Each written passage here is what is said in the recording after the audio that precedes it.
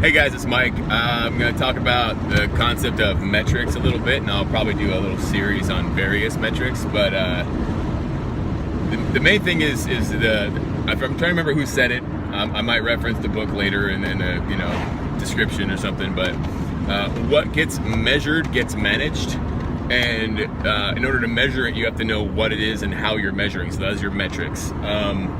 For a service-based industry, you've got, demographics, like who are you marketing to and who is actually consuming your service, and, how many people are doing it. In a product-based, some of the metrics include, number of transactions. I mean, that's all about business. It's all about transactions. So the number of transactions is a metric that's really important. How many people are walking in your door, ordering from your website? The average transaction, how much are they spending per visit to however you're selling? Are they just coming in for a cup of coffee, or are they coming in for a cup of coffee and the muffin? If they're coming in for the cup of coffee and the muffin, is there another thing that I can sell that'll up my metrics? That's really important. The relationship is really huge in a business. Let's say you have 2,000 customers a week walking into your business. And your average transaction is $10. Well, that's pretty good. I mean, if you have 2,000 customers, average transaction is $10, and you've got a $20,000 income stream, which is pretty good. But if you just add another dollar to that, it's now $22,000 a week, and it's just for adding a dollar to the transaction. So a lot of times metrics, we're not even measuring in dollars, we're measuring for like a retail space, which is what I run. It's 50 cents. What does it take to get 50 cents extra on 1,700, 1,800, 2,000 transactions, and how important that is? And that's just making sure that the things that you always have are there, the things that have built loyalty, that are exclusive products to your business that people will actually just not buy. They won't replace it, they won't substitute it. It's not like like some people walk into a grocery store, they want to buy their favorite brand of chips, and if they don't see their favorite brand of chips, they might grab another bag of chips, and you're still okay. You still have your basic thing. When you have a customer who has a real specific loyalty to a product, a lot of times it's that or bust.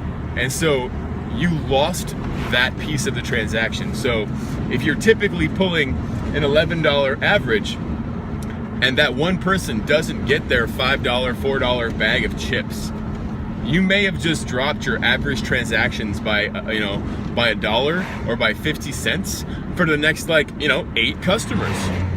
Well, if there are 4 or 5 or 10 or 50 loyal customers to any specific product, you're now lowering your average transaction over 10 or 15 or 30% over the course of your week. So it's really important to look at those, because when you say that my typical average transaction is $11 and it's gone down to $10.50, you're getting hit hard. You're having a big percentage hit. That's a metric you can measure and manage, because something isn't right.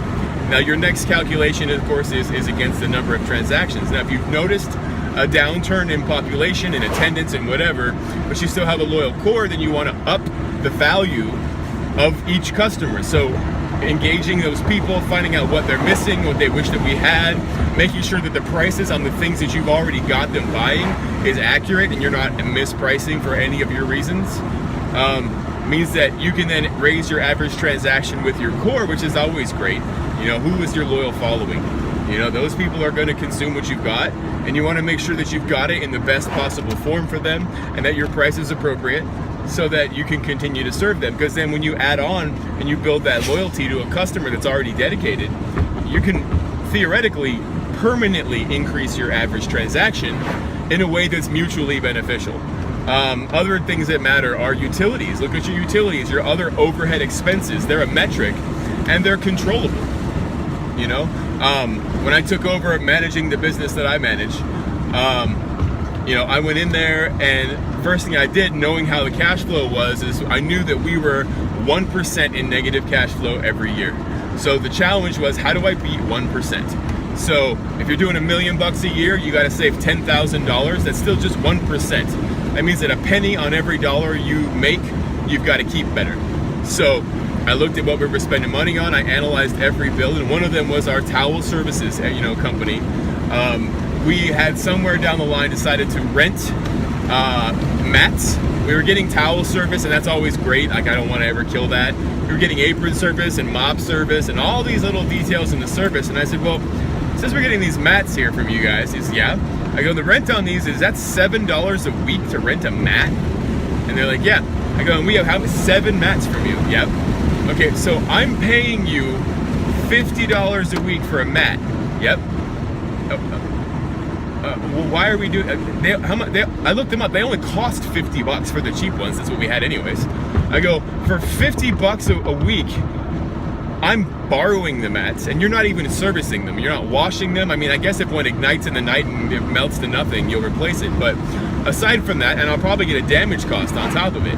So I am paying the full price of a mat every single week, and we've been doing this for, like, I don't know, a year or two. Like, so we could have bought every single restaurant in our town a brand new set of mats for what we were renting them for.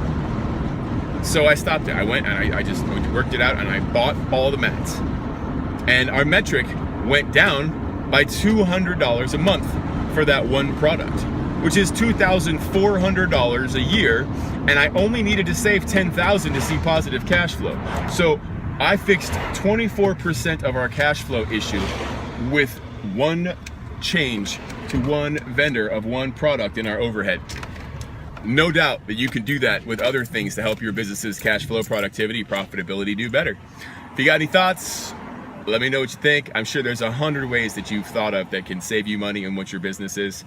If there's a specific question you've got and you'd like some answers there, I'll do what I can for you. I wrap my head around a lot. This is Mike. Like it, subscribe if you want to see more of Mike. This is Pelly the Captain. I have other Pelly channels, but this is my business channel. So if you have any questions on business or comments on what I've already said, let me know. Thanks.